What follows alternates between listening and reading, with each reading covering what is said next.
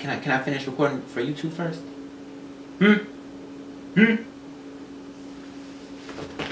Okay, thanks. Give me some room or something. You just sneezed all over my arm. Hello, it's me. Can you hear me? We're staying all night. We never slow down.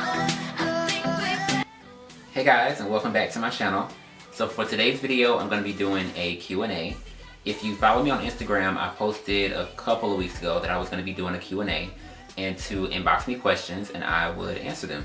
So a couple people sent me some questions, so I'm just going to go through and answer your questions. So let's get started. So first question. Descendings says, what palettes do you use?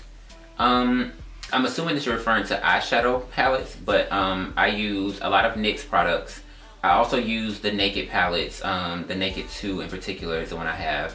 Oh, and also Morphe. I do use a lot of Morphe eyeshadows. Those are the three main eyeshadow palettes or eyeshadow pigments that I use. Second question, Da Vinci says, how long have you been growing your hair? I want to say I started growing my hair in like 2010. But before I cut my hair into a mohawk, my hair was already long anyway. My hair was like down my back. And I decided to do something different and I cut it into a mohawk. But it was a lot shorter than it is now when I first started it off because I cut it really, really low. But I started the mohawk in 2010 and then I cut it off again in like maybe 2012, somewhere in there. And then I let it grow ever since then. And I kind of wanted to see how high it could actually grow before it wouldn't stand up anymore. So it's kind of a challenge to myself, I guess. So I just kept letting it grow and here it is now. So question number 3 is from Bitch Relax 16. She says, I subscribed. Yay, I see you. Should an individual buy 2 types of foundation during the season since our skin changes as well? And what's in your 15-minute Survivor makeup bag? I actually do buy 2 different types of foundation because my skin gets lighter in the wintertime and then darker in the summertime. So I mix 2 different foundations together, a light one and a dark one. And in the wintertime when my skin is more light, I'll just mix the 2 together but use more of the light color to match my skin. And then in the summertime when my skin is darker, I'll still mix the 2 together but I'll use more of the darker tone to match my skin, if that makes sense. So yes, that's what I would recommend to do. And what's in your 15-minute Survivor makeup bag? Let me show you. So this is the bag that I pretty much take everywhere with me to work, wherever I go, just to do any touch-ups that I may need throughout the day when I have on a full face of makeup. But I don't wear makeup every day. For the most part, if I don't wear makeup, I'll still do my eyebrows. That's one thing I do not leave the house without done is my eyebrows. But in here, I kind of change it up on a day-to-day basis. I'll pretty much put things in here from the look that I'm wearing for that day, so that way I can touch it up as the day goes along if I need to. But I just have stuff like a couple of brushes, foundation, whatever the foundation is I'm wearing for that particular day. And this is what I have on now, is the Bare Minerals. And I keep my NYX palette. You see also my highlight is in here by Ruby Kisses. I'll take this with me just in case I need to touch that up and make sure that I'm shining bright like a diamond. And I'll just highlight my entire existence. Also my tweezers, just in case one of my eyelashes is tripping and I need to go in and get her together real quick. My lipstick, this is my Ruby Kisses Nude Rose lipstick that I always wear. My Maybelline gel eyeliner, this is like my ride or die, like I gotta have this everywhere I go. And also my eyebrow pencil that I use to fill in my brows or draw my brows. So that's pretty much my Survivor bag and I don't go anywhere without this. Next question, Stay Blessed 01 says, what do you recommend to guys who want to start makeup? Products, things to buy, and some tips. So I'm assuming you mean to like makeup on yourself, I guess. But one thing that I can say is it's gonna take a lot of experimenting.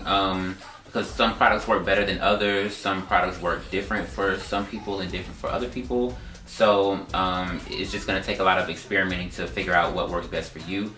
I use different products for different things though. I like I said, a lot of NYX products. I use MAC products. I use Urban Decay, and I actually don't discriminate products. If I'm in the beauty supply store and I see something that's $2 that I think I can rock and look good, whether it's a lipstick or an eyeshadow or whatever the case is, I'll get it. I'm not one that has to only spend money on expensive products and the top of the line products, because to me it all depends on application. You can take, you know, something that's cheap and make it look nice just depending on how you wear it. But I would definitely say to experiment and, you know, test things out for yourself and see what you like, because what works for me may not work for you. Next question. Jamie16 says, "Hi Eric, my name is Jamie. My question is, what was one of your most defining moments in life? Thank you and I love your videos." Oh. Thank you. Let's see, one of my most defining moments in life. You went deep, didn't you? I would say my most defining moment in life was maybe back in 2007, 8. I had just started getting into doing hair and makeup and things like that. I would always experiment on myself a lot. I would wear extensions in my hair, I would wear makeup and stuff like that and just kind of experiment on myself. And I never really thought about doing makeup and hair on other people. I just was just kind of planning it myself. But people would always compliment me on my hair and ask me about doing, you know, if I did hair and if I would do their hair. And it kind of went from that to me starting to do other people's hair. And I was working at this place, and one of my coworkers said that her mom had been recently diagnosed with cancer, and she had started to lose her hair, and she was really self-conscious about it, and she wanted to know if I could make some type of wig for her to wear.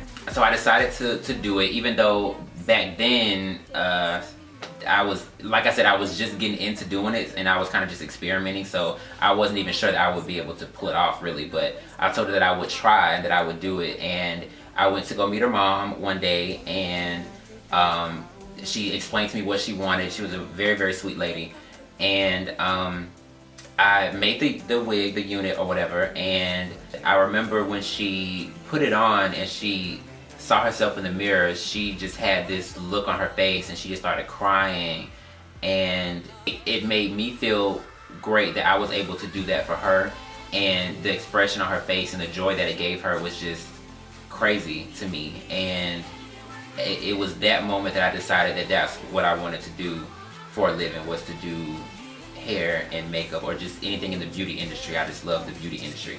I like making people feel good about themselves, and I like making people feel beautiful. You know, I think everybody deserves that. After that, maybe a week or so later, I noticed that my coworker had missed a couple of days of work. She wasn't coming to work for about maybe 3 or 4 days or so.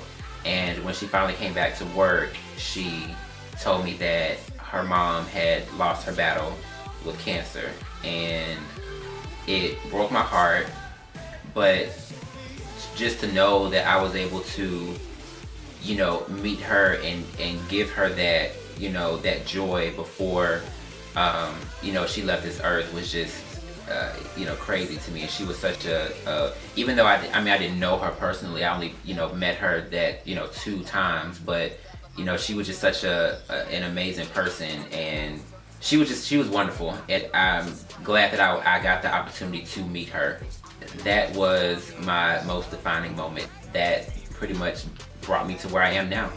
You know, doing makeup videos on YouTube and doing hair and things like that. So, okay, so enough with the heavy. So next question, Knockout Camera Girl says, "Are you a boy or girl?"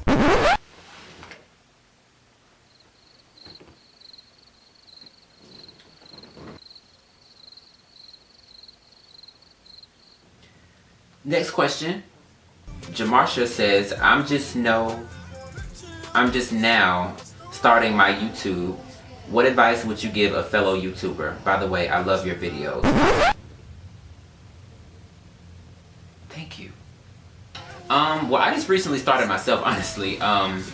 But I would say just some tips that I've seen from like other YouTube videos and things like that would be to definitely upload videos on a scheduled basis, like either once a week or twice a week or whatever it is. You kind of want to be consistent when it comes to posting videos on a timely basis, or every Wednesday, every Thursday, every Sunday, whatever the case is. Which I do struggle with that a lot myself, because sometimes I just don't have time to sit down and record a video. But I'm trying to manage my time a little bit better and post at least one video a week. So I think I'm kind of getting better with that here lately. So that's one thing I would say.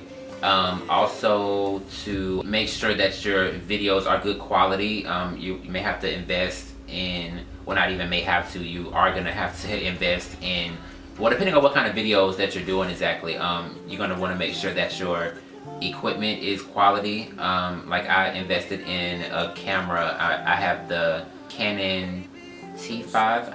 I also have the Divo ring light behind the camera to make sure that my videos are well lit. You just want to make sure that your audience is able to view your content in the best quality that you can provide for them. And I would also say to interact with other YouTubers. Make sure to comment on videos that you watch on YouTube so that you can interact with other people on YouTube, and that kind of gets your channel noticed. Yeah, so those are 3 tips off the top of my head I can think of, just depending on what type of videos or what type of content that you have. And that's all the questions. So I hope you guys enjoyed this video. So if you don't follow me on Instagram and you didn't see the post about the Q&A video and you do have questions, you can put your questions in the comments down below, and I'll answer them in maybe another Q&A video later on that I might do. So thank you to everybody that submitted questions and participated in the Q&A. And thank you so much for watching, and I will catch you next time in my next video. Bye, guys. And give me sugar. Give me sugar.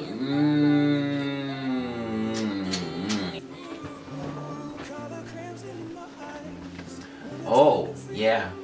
Oh, okay.